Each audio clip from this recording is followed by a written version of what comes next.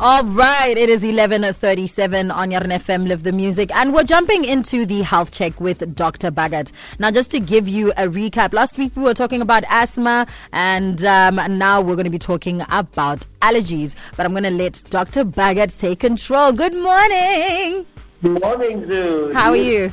You're top of the world, are you? Yeah, I'm no longer sick. There's no phlegm. I'm just enjoying my life now. That's very good. That's very good. Now we're just continuing and closing on our discussion. Asthma goes together under the umbrella of allergies, and we're going to talk about broadly allergies. Allergies, basically are an abnormal immune response. Everybody knows them. The symptoms of itchiness, watery eyes, itchy nose, Yes.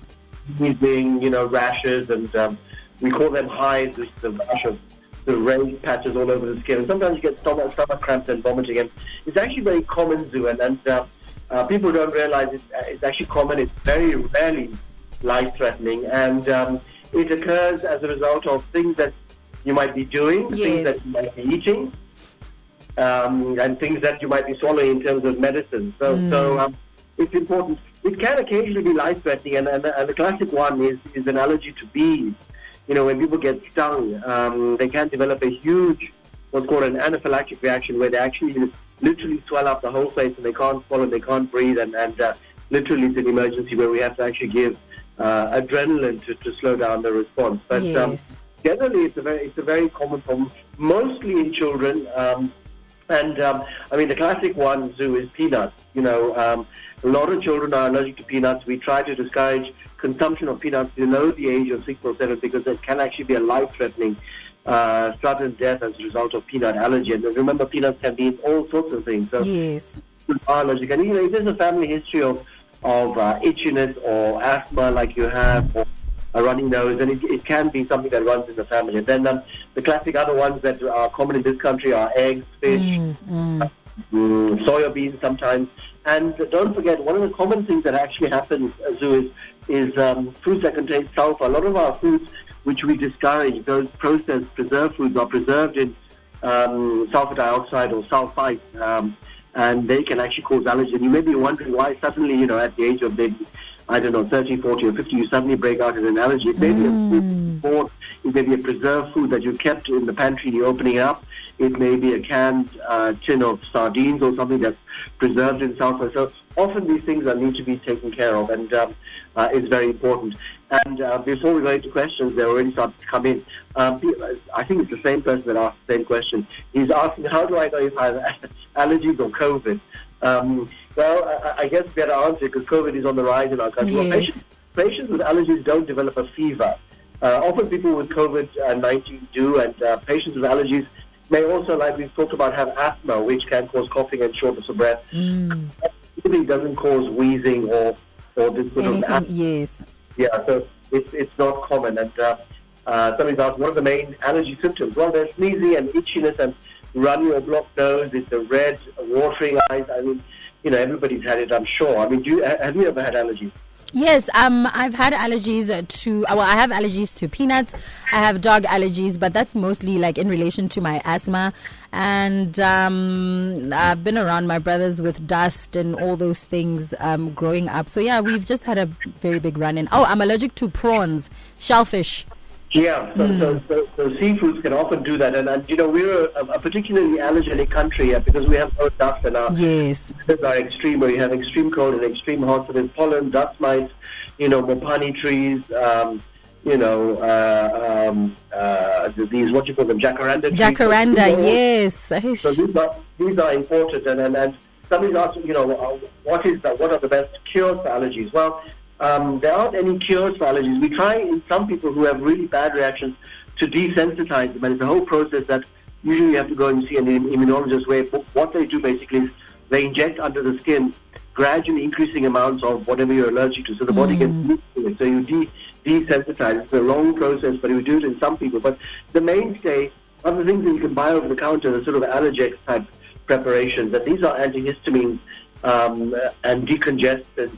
Sometimes, like in asthma, we use steroid medicines to help reduce the inflammation. But generally, there are modern antihistamines on the market. Allergex tends to make people very drowsy and sleepy, and there are some that actually don't cause that. So ask your doctor about that. And somebody's asked, why am I suddenly getting allergies? Well, you can develop allergies later in life, but like I say, it's generally a new environment, or there's something happened in your system. You bought a new soap, you bought new washing powder, you bought a new body lotion. Just go back and think, what have you done that's new, that's caused a rash to come out, or you to start sneezing a new perfume, or your wife or your husband got a new aftershave. These things can suddenly cause it. Somebody's asked you, can you get allergies from stress? Well, while stress doesn't actually cause allergies, it can make an allergic reaction worse. Because it increases the stress chemistry in your system. So, yes, indeed, it can do that. And somebody's asked, how long can allergies last? Well, generally, it typically lasts for about 12 hours to about 2 or 3 days, unless you take an antihistamine. So, this is important. Somebody's asked, is honey good for allergies? Honey hasn't scientifically been proven to reduce allergies. However, it can be a tasty alternative to sugary foods. People still want to consume sugars, so you can use honey instead of sugar. Yes. But because it's still very sweet, but it definitely is not something that you get. Somebody's asked, do allergies get worse with age? People actually tend to get better with age because their bodies get used to it. So it's mainly something that occurs in children. Allergies, do they make you tired? Yes, definitely. Having a running nose and cough can lead to drowsiness and poor concentration, chest pain, fatigue. So yes, you do need to do it. Can it be life-threatening? Yes, if it blocks up your throat, it can do that.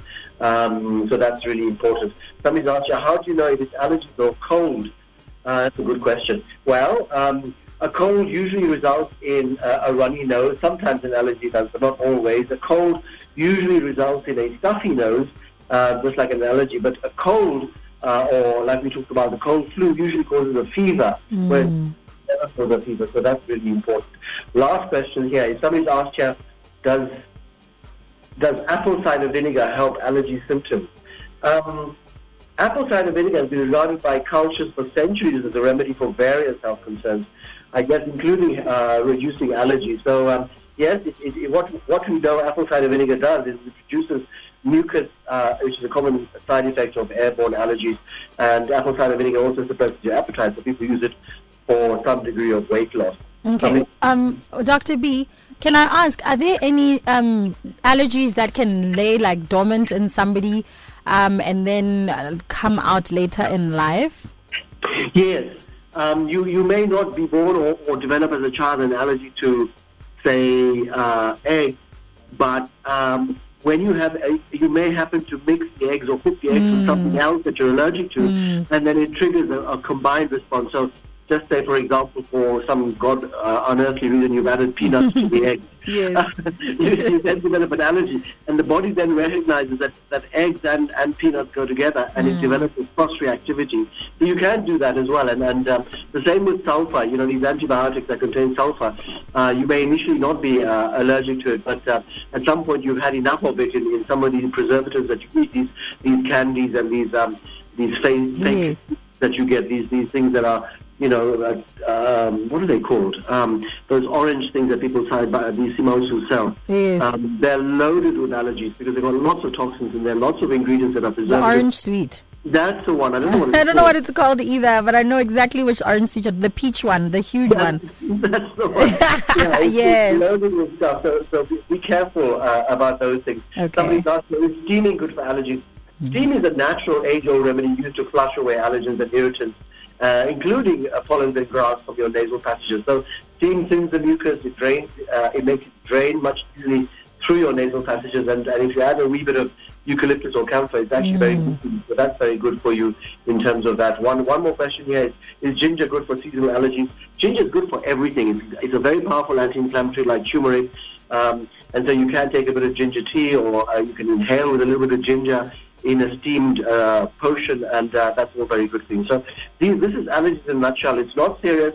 It's an irritant more than anything else. In children, because their nasal passages are still growing, they can block very easily, and they look really terrible with their puffed up eyes and runny nose and snotty-faced features.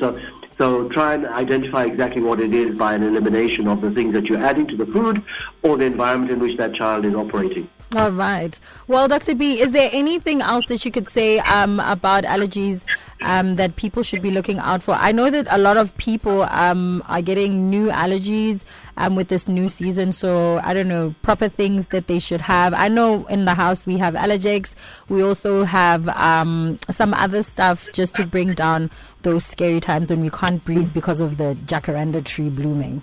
Yeah, so the first aid kit at home for a family history of allergies is, like you say, an Allergex or antihistamine preparation. Yes. The ones that we try to use are things like Desalex and Claritin, because these are non-sedating. Paracetamol is good for you. A little bit of Vicks or camphor to add for steaming.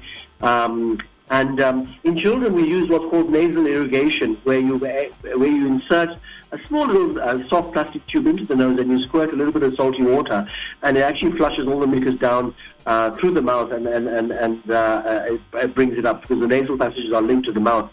So we call it nasal irrigation. You can also use that in adults. So you can actually buy these. They're very cheap from a local pharmacy, and you can squirt it up your nose. It sounds terrible, but it actually clears your nasal passages. Yes. And at night, if you're going through an allergy season like winter, it's best not to have the heater on too high, because it dries the air and tends to make the nasal passages crack. Yes. So humidify, put a bowl of water under your heater if you're having a heater. But generally, those are things you need to be careful with. If you're remember, like we said, too, that allergies go with asthma, they go with skin rashes. So they're all part of a big umbrella. So if you don't have allergies, you may have asthma or you may have skin rashes. They're all part of the same family. And generally, the allergens are the same, whether you're allergic, whether your presentation is nasal or whether it's pulmonary, which means chest-wise. The prevention is by elimination of that particular thing that we have identified as causing the allergy. All right. Well, Dr. B, is there any last thing that you want to say before I let you go? The only thing I want to say, because it's come up here a couple of times and I've not addressed it, somebody's asked why are allergies on the increase. We actually have noted that more and more children are becoming allergic. When we went to school, there was no such thing as peanut allergy and all sorts of other allergies, soy allergies. Sorry, hold on. Just hold on, Dr. B. Wow. Okay. Yes. Please finish up. The reason why children are becoming more and more allergic is what's called the hygiene hypothesis, where we actually get them so extra clean. They're not exposed to small amounts of germs like soil and going out into the garden. We're always constantly washing their hands and cleaning their mouths and making sure that they're squeaky clean with Dettol. And we actually find that some natural germs are good for you because the body builds up a resistance. So we believe that sometimes a little bit of dirt and allowing the child to play outside with dogs and cats sometimes produces a better immunity than living in a very sanitized, hermetically sealed environment. Yes, and I totally agree with you 110%, Dr. B, because seeing my niece grow up, I think she's got cats around her and her allergies have gone down. She had a lot of eczema, but now it's just really relaxed. Yeah, absolutely. The body has once you develop immunity to pollen and dander and to cat fur, you'll be amazed how much better you get. So go out there go out to Moraka or Massimo and get exposed to all that livestock and small stock. Yeah. All right, Dr. B, thank you so much for hanging out with me this Sunday. Would you like to share what we're talking about next week? Yeah, we're moving on to the gut. We're going to be talking about all things to do with the gut. The gut, if you like, your first brain rather than your second brain. And we're going to start with a very common complaint, and that is of heartburn. All right. I'm excited for that. Thank you so much, Dr. B. Have a great Sunday. And happy Father's Day! Thank you. It's amazing.